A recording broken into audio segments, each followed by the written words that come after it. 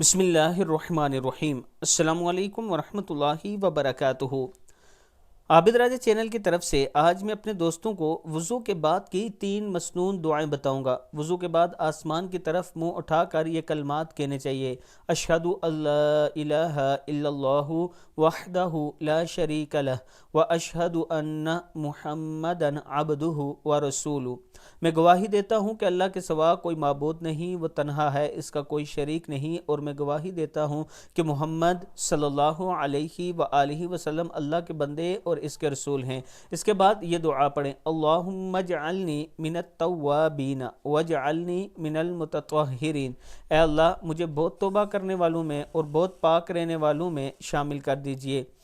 اور اس کے بعد سبحانک اللہم وبحمدک واشہد ان لا الہ الا انت استغفرک واتوب الیک۔ صدق اللہ العظیم۔ اللہ تعالی ہم سب کو اس پر عمل کرنے کی توفیق دے۔ السلام علیکم ورحمۃ اللہ وبرکاتہ۔